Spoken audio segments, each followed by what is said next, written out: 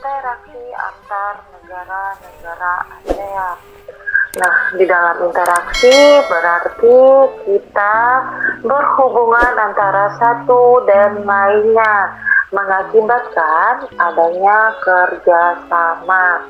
Nah, pengertian kerjasama yaitu suatu negara tidak dapat mencukupi kebutuhan sendiri.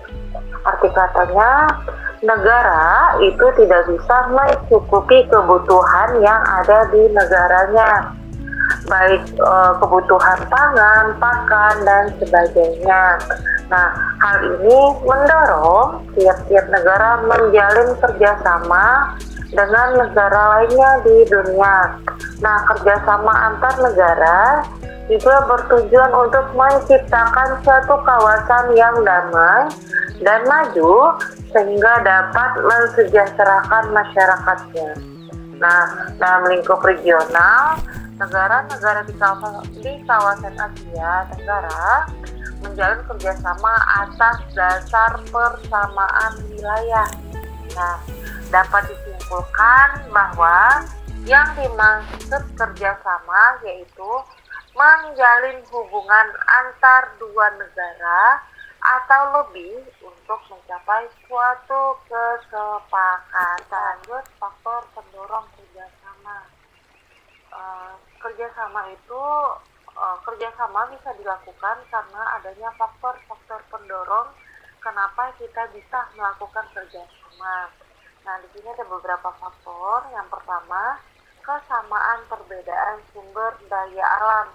Ya, contohnya ada beberapa negara yang tidak subur akan tanahnya, tapi negara kita subur akan tanahnya. Nah, akhirnya mereka barter untuk melakukan kerjasama. Yang kedua, persamaan dan perbedaan wilayah. Di sini ada yang wilayahnya curah hujan, ada yang wilayahnya kering, ada yang wilayahnya itu musim gugur, ada musim semi, musim salju, dan mereka tidak selamanya bisa menikmati hasil kekayaan alamnya. Ya, makanya mereka melakukan kerjasama. Nah, yang ketiga itu kesamaan dan perbedaan teknologi. Ada beberapa negara yang melakukan perubahan teknologi yang maju, ada yang tidak. Ya, biasanya mereka langsung bekerja sama.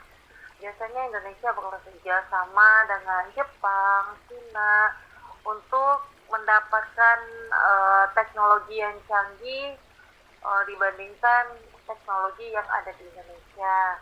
Nah, yang keempat, kesamaan dan perbedaan budaya. Menghambat kerjasama. Ternyata setiap kita melakukan kerjasama itu tidak ada yang lancar-lancar aja, tidak ada yang mulus-mulus saja, pasti ada faktor penghambatnya. Nah, faktor penghambat kerjasama yang sering terjadi di negara ASEAN itu pertama, perbedaan ideologi negara. Yang kedua, perbedaan kepentingan tiap-tiap negara. Ketiga, perbedaan mata uang.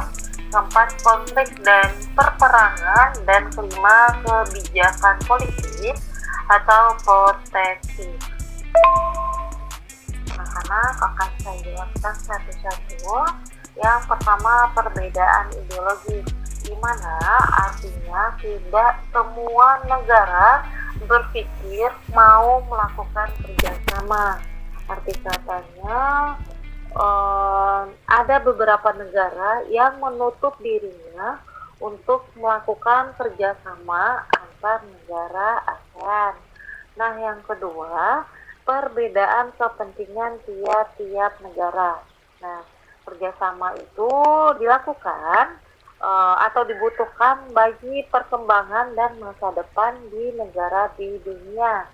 Akan tetapi, dalam kerjasama itu antar negara, tiap-tiap negara memiliki kepentingan yang berbeda.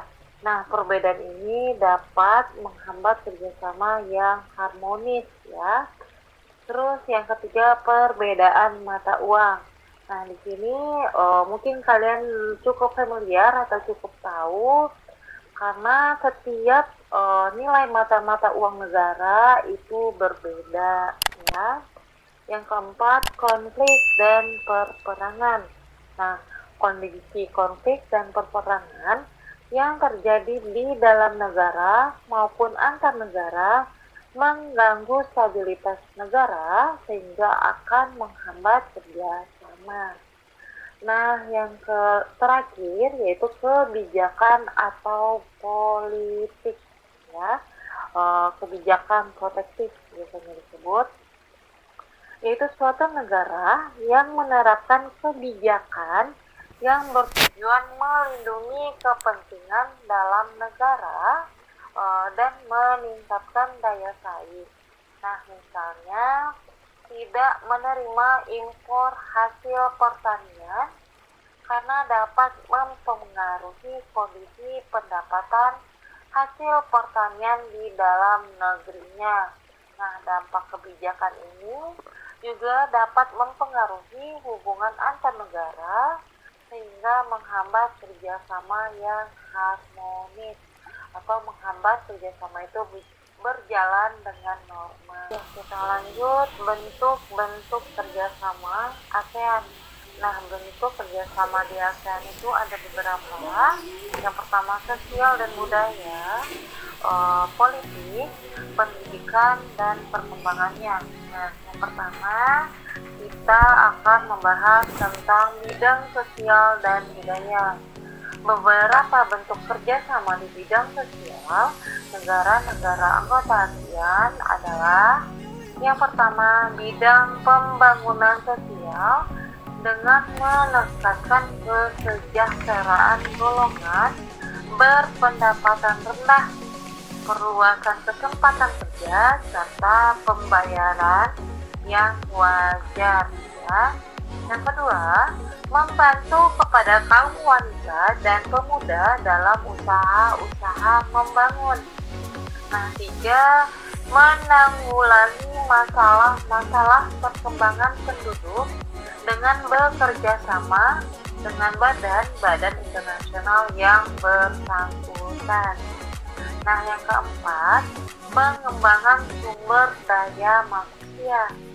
Yang kelima, peningkatan kesejahteraan. Yang keenam, program peningkatan kesehatan. Nah, biasanya yaitu makanan dan obat-obatan. Yang ketujuh, pertukaran budaya dan seni, juga festival film ASEAN.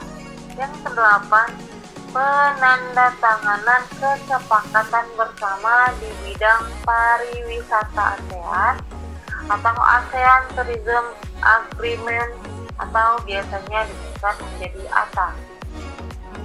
Yang kesembilan, penyelenggaraan pesta olahraga 2 tahun sekali melalui SEA Games, ya, yang dimana 2018 kemarin Indonesia adalah tuan rumahnya.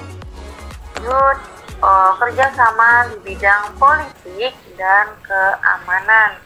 Nah, beberapa contoh nyata kerjasama politik dan keamanan adalah yang pertama, traktat atau bantuan hukum timbal balik di bidangnya. Yang kedua, konvensi ASEAN tentang pemberantasan terorisme. Nah, yang ketiga, pertemuan para menteri pertahanan. Yang keempat, penyelesaian sengketa Laut Cina Selatan. Yang kelima, kerjasama pemberantasan kejahatan lintas negara. Yang keenam, yaitu kerjasama di bidang hukum, bidang migrasi, dan kekonsuleran serta kelembagaan antar parlemen.